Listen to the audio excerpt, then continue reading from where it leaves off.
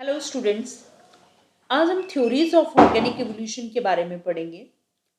यह BSc final year के paper third की यूनिट थर्ड का एक टॉपिक है।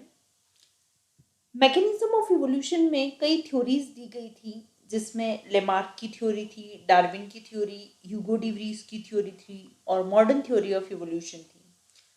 आज जो हम डिस्कस करने जा रहे हैं वो लेमार्किज्म के बारे में हम देखेंगे, जिसे हम लेमार्क थ्योरी भी कहते हैं। तो स्टार्ट करते हैं हम लेमार्किज्म या लेमार्क्स थ्योरी। लेमार्किज्म इसे साइंटिस्ट के नाम पर ही इस थ्योरी को लेमार्किज्म कहा जाता है, क्योंकि यहाँ पर साइंटिस्ट का नाम था जीन बैप्टिस्ट दी मोनेट लेमार्क। इनका जो टाइम पीरियड था वो 1744 टू 1829 था। जीन बैप्टिस्ट लेमार्क ने जो थ्योरी दी थी उसका नाम था इनहेरिटेंस ऑफ एक्वायर्ड कैरेक्टर्स, मतलब उपार्जित लक्षणों की वंशागति का सिद्धांत। उसे हम लेमार्किज्म कहते हैं। अब इन्होंने जो काम किया था या इनकी जो थ्योरी ऑफ इवोल्यूशन थी उसको फ्रेम तो 1801 में किया गया था, 1801 में उसे फ्रेम किया गया था और उसे पब्लिश किया गया था फिलोसॉफी जूलॉजिका में।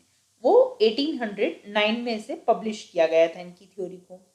लेमार्क फ्रेंच बायोलॉजिस्ट थे। उन्होंने कई ऑर्गेनिज्म को ऑब्जर्व किया था और थ्योरी को पोस्टुलेट किया था। लेमार्क के अकॉर्डिंग जो कैरेक्टर किसी भी ऑर्गेनिज्म के द्वारा एक्वायर किए जाते हैं या उपार्जित किए जाते हैं उनकी लाइफ टाइम में, वो उनके ऑफस्प्रिंग में भी ट्रांसमिट होते हैं, ये बताया था लेमार्क ने। फिर उन्होंने बताया था कि जब ये ऑफस्प्रिंग में ट्रांसमिट होते हैं तो उनके ऑर्गन्स के यूज और डिसयूज पर इनके मॉडिफिकेशन जो होता है वो डिपेंड करता है कि कितना मॉडिफिकेशन इसमें होगा। तो कई बार ऐसा होता है कि कुछ सर्टेन जनरेशन के बाद में ऑफस्प्रिंग जो होती है वो टोटली पेरेंट्स से डिफरेंट हो जाती है, क्योंकि उसमें इतना मॉडिफिकेशन आ जाता है। तो इस वजह से क्या होता है, एक नई स्पीशीज का फॉर्मेशन भी हो जाता है।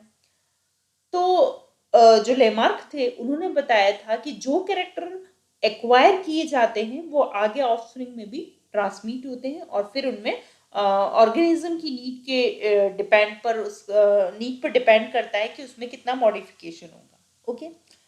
अब जो इन्वायरमेंटल फैक्टर्स होते हैं वो लिविंग ऑर्गेनिज्म को फोर्स करते हैं ताकि वो उस इन्वायरमेंट के अकॉर्डिंग अपने आप में चेंजेस ला सके और अपने आप को इन्वायरमेंट के अकॉर्डिंग वो एडेप्ट कर सके। तो एक्वायर्ड कैरेक्टर के ट्रांसमिशन के बेसिस पर ही उन्होंने एक थ्योरी दी थी जिसे हम बोलते हैं inheritance of acquired characters. Inheritance of acquired character की थ्योरी जो है इसे हम लेमार्किज्म कहते हैं। उसकी थ्योरी के ये पोस्टुलेट्स थे कुछ। इसमें सबसे पहले अपन पढ़ते हैं internal vital force. Living organism and their parts tend to increase in size continuously due to internal force of life. इनका जो फर्स्ट पोस्टुलेट है इंटरनल वाइटल फोर्स, इसमें ये बताया गया था कि लिविंग ऑर्गेनिज्म और उनके जो पार्ट्स होते हैं, मतलब जो जीव होते हैं और उनके जो भाग होते हैं या पार्ट्स होते हैं, उनमें कंटिन्यूअसली साइज को इंक्रीज करने की टेंडेंसी होती है। वो किस कारण से होती है? क्योंकि उनकी लाइफ में कुछ इंटरनल फोर्स होते हैं, कुछ अंदर से ऐसा फोर्स लगता है जिससे उनके ऑर्गेनिज्म की साइज बढ़ती है और उनके पार्ट्स की साइज इंक्रीज होती है। ओके। फिर दूसरा था effect of environment and new needs. Environment में क्या होते हैं कि कई जियोलॉजिकल और बायोफिजिकल प्रोसेस के कारण एनवायरमेंट में चेंजेस आते रहते हैं, और एनवायरमेंट में जो ये चेंजेस आते हैं वो किसी भी लिविंग ऑर्गेनिज्म की हैबिट को, उसके हैबिटेट को और उसके कंपोजिशन को अफेक्ट करते हैं।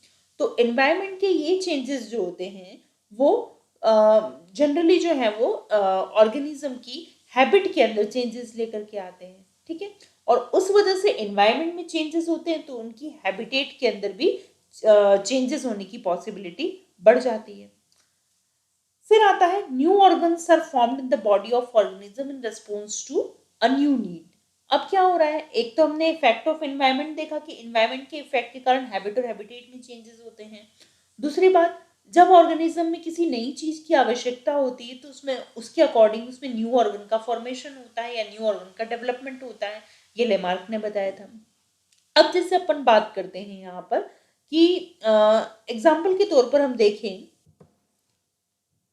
कि हॉर्स की इवोल्यूशन में जो प्लेंटिग्रेड टाइप का जो फूट होता है वो अंगुलीग्रेड टाइप के फूट में चेंज हो जाता है। तो हॉर्स के जो एंसेस्टर थे, मतलब उनके जो हॉर्स के या घोड़े के जो पूर्वज थे, वो सॉफ्ट ग्राउंड में रहते थे पहले, जहाँ पर प्लेंटीग्रेट फूड एडिक्वेट था, मतलब वहाँ की इन्वायरमेंट के अकॉर्डिंग या वहाँ की कंडीशन के अकॉर्डिंग उनमें प्लेंटीग्रेट फूड जो था वो एडिक्वेट था। लेकिन जब सॉफ्ट ग्राउंड जो थे, जंगल के अंदर जो सॉफ्ट ग्राउंड थे वो ड्राई हार्ड लैंड से जब रिप्लेस हो गए, तो मतलब क्या हो गया कि सॉफ्ट ग्राउंड की जगह अब वहां पर लैंड कैसी हो गई, ड्राई और हार्ड लैंड हो गई।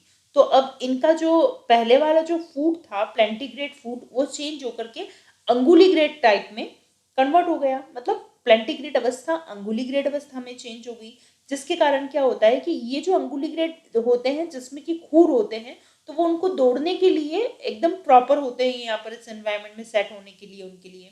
तो ये क्या करते हैं, हम हार्ड ग्राउंड पर इजीली दौड़ सकते हैं, किस कारण से, अंगुली ग्रेड अवस्था के आ जाने के कारण। तो हम देखते हैं कि हॉर्स के जो इवोल्यूशन में पहले जो प्लेंटीग्रेड स्टेज थी वो किस में चेंज हो गई, अब अंगुली ग्रेड में चेंज हो गई। तो ये भी इनकी नीड के अकॉर्डिंग इनके अंदर चेंजेस आ गए। तो ये एक इसका बेस्ट एग्जाम्पल है। दूसरी बात अगर अपन करें कि जैसे यहाँ हम बात करते हैं कि जो बर्ड्स होते हैं जो कि ट्रीज की ब्रांचेस और टहनियों को कसकर पकड़े रहते हैं, तो ऐसे उनके पकड़े रहने के कारण इन इन बर्ड्स में क्या होता है कि कर्व्ड फिंगर बन जाती है। यहाँ पे देखिए, ये कर्व्ड फिंगर्स बन जाती है इनके अंदर। फिर जो एक्वेटिक एनिमल्स हैं, जैसे कि अब हम बात करते हैं एक्वेटिक बर्ड्स की, तो इनके अंदर क्या है, जैसे ये आपको डक दिख रही है, तो ये इनको पानी में तैरने के लिए कंटिन्यूस रूप से इनकी जो फूड की स्किन होती है उसको उनको स्ट्रेच करके रखना होता है। तो इस वजह से इसमें क्या होता है, वेब्ड फीट का डेवलपमेंट हो जाता है। क्लियर? तो ये भी इनकी नीड के अकॉर्डिंग इनके अंदर ये स्टेजेस आती है, मतलब ये स्ट्रक्चर का फॉर्मेशन होता है यहाँ पर। फिर नेक्स्ट हम बात करते हैं use and disuse of organ.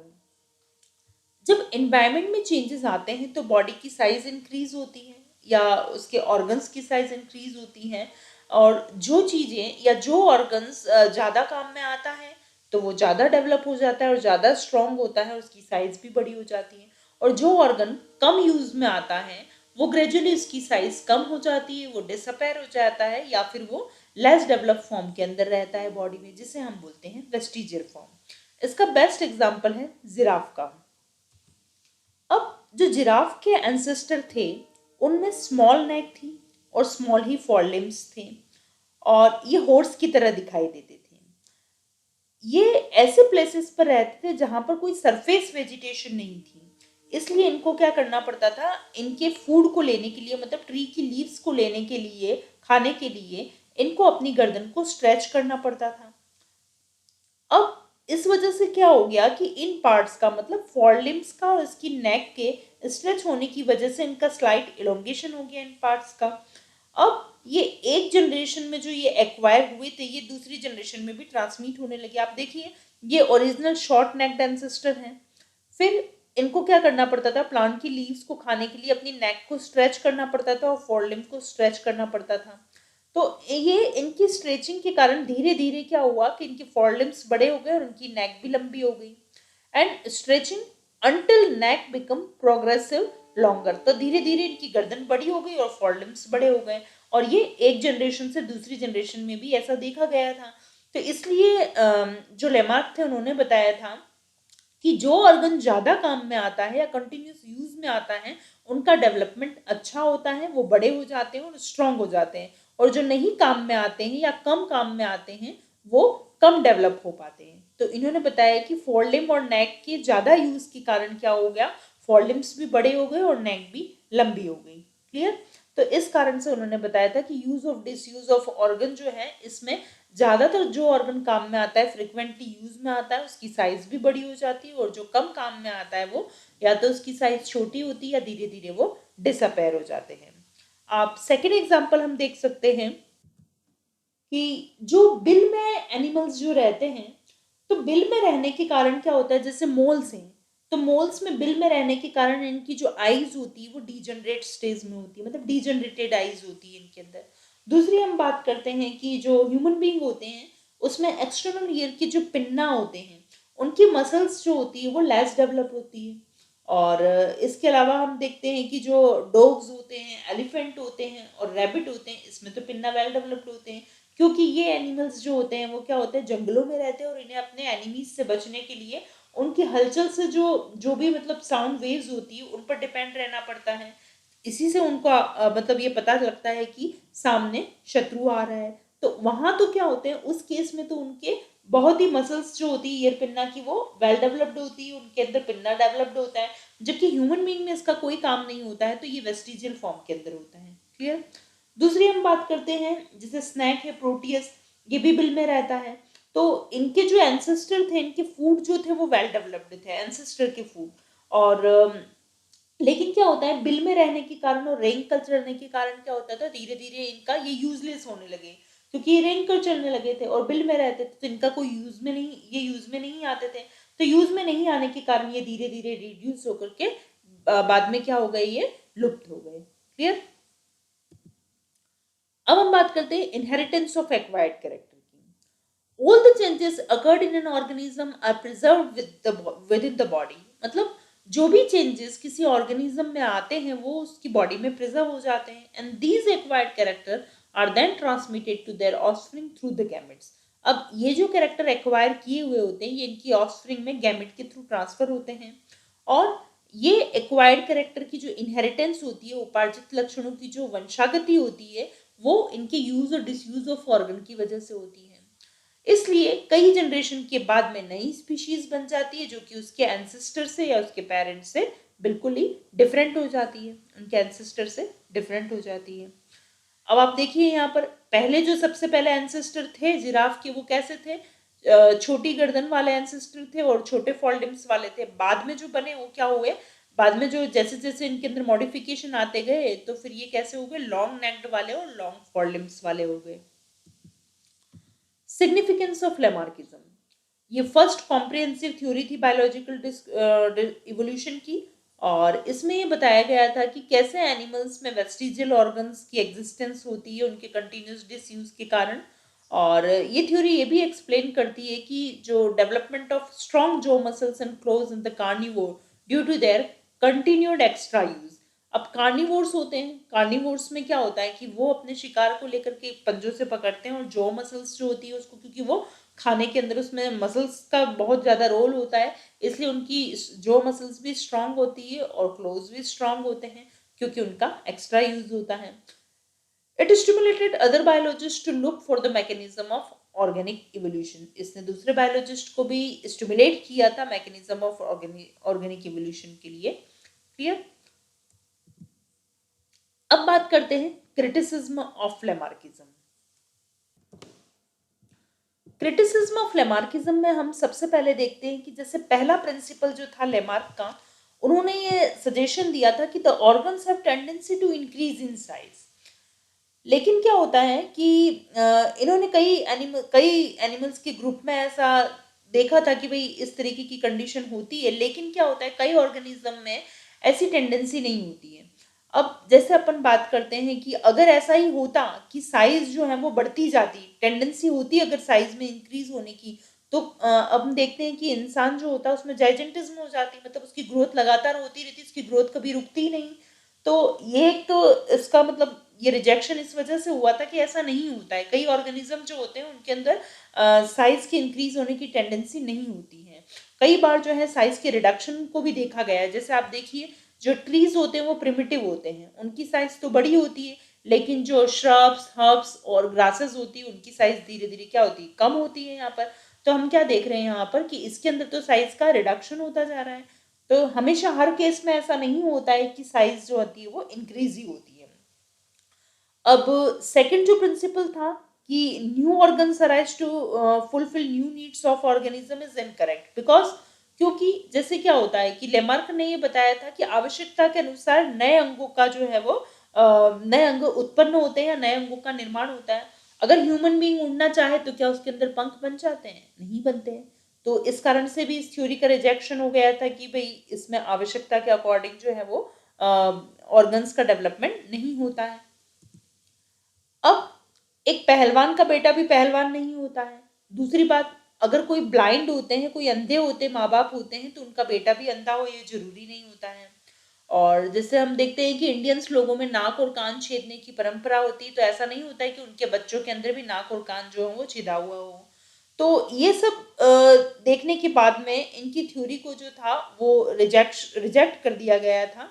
अब ये जो एग्जाम्पल है ये शो करते हैं कि जो इनहेरिटेंस ऑफ एक्वायर्ड कैरेक्टर उन्होंने बताया था वो यहाँ पर इन केस में सही नहीं हो सकता है, क्योंकि जो पावरफुल आर्म मसल्स हैं किसी भी पहलवान की या ब्लैक स्मिथ की, तो वो उसके चाइल्ड में इनहेरिट नहीं होती है।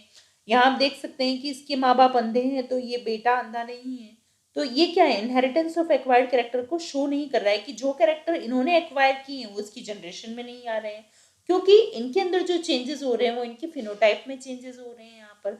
या फिर हम आगे देख सकते हैं कि अभी जो हम पढ़ेंगे कि सबसे पहले जो लेमार्क को क्रिटिसाइज किया था, सबसे ज्यादा जो क्रिटिसाइज किया था वो किसने किया था, वीजमैन ने किया था। क्लियर।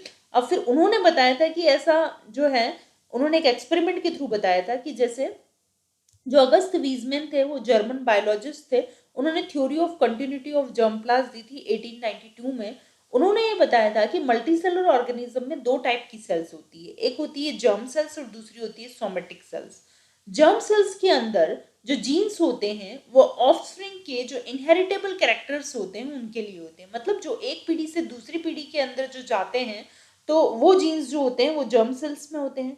और सोमेटिक सेल्स जो होते हैं इनके अंदर जो जीन्स होते हैं वो पर्टिकुलर ऑर्गन्स के लिए ही होते हैं, या पर्टिकुलर ऑर्गन्स के जीन्स होते हैं जो उसकी लाइफ टाइम में ही रहते हैं, केवल वो एक जनरेशन से दूसरी जनरेशन में नहीं जाते हैं। तो वीजमैन ने ये बताया था कि जो चेंजेस जर्म सेल्स में होंगे वही उसके ऑफस्प्रिंग में ट्रांसमिट होंगे, सोमेटिक सेल्स में होने वाले चेंजेस जो हैं वो ऑफस्प्रिंग में ट्रांसमिट नहीं होते हैं। तो जो लेमार्क ने बताए थे वो सारे चेंजेस सोमेटिक सेल्स में हो रहे थे, वो जर्म सेल्स में नहीं होते हैं। इस कारण से वो एक जनरेशन से दूसरी जनरेशन में ट्रांसमिट नहीं होते हैं हर केस में। तो इन्होंने जो है उसको डिसअप्रूव किया था। अब environment affects only somatic cell, अब लेमार्क ने यही बताया था कि इन्वायरमेंट के अकॉर्डिंग और अपनी नीड के अकॉर्डिंग जो है वो चेंजेस आते हैं और वो एक जनरेशन से दूसरे जनरेशन में ट्रांसमिट होते हैं। लेकिन वीजमैन ने ये बताया था कि इन्वायरमेंट केवल सोमेटिक सेल्स को ही अफेक्ट करता है। तो सोमेटिक सेल्स में होने वाले चेंजेस जो होते हैं वो उसकी ऑफस्प्रिंग में ट्रांसमिट नहीं होते हैं, वो ऑर्गेनिज्म की डेथ के साथ ही खत्म हो जाते हैं, इस कारण उसका इवोल्यूशन में कोई रोल नहीं होता है। उन्होंने एक एक्सपेरिमेंट किया था कि जो चूहे होते हैं उनकी पूंछ को उन्होंने 22 जनरेशन तक काटा था। देखिए आपने एम्पुटेशन किया है इसका। अब कुछ बुक्स में आपको 19 जनरेशन तक मिलेगा, कुछ में 22 जनरेशन तक मिलेगा कि चूहों की पूंछ को उन्होंने 19 जनरेशन या 22 जनरेशन तक काटा, तो उन्होंने देखा कि फिर भी जो ऑफस्प्रिंग थी वो टेल वाली ही, मतलब यहाँ पर क्या है, इसकी यहाँ जो पूंछ थी इस पूंछ को उन्होंने 19 या 22 जनरेशन तक काटा था, लेकिन फिर भी जो होने वाली ऑफस्प्रिंग थी वो पूंछ वाली ही थी। ऐसा तो नहीं हुआ कि इसके अंदर भी पूंछ गायब हो गई, क्योंकि ये जो चेंजेस हुए थे ये सोमेटिक सेल्स में हो रहे थे, जर्मिनल सेल्स या जर्म सेल्स में नहीं हो रहे थे, इसलिए इनकी ऑफस्प्रिंग में ट्रांसमिट नहीं हुए। क्लियर।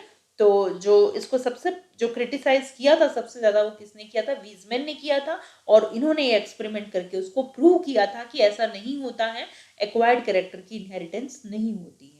क्लियर। Thank you.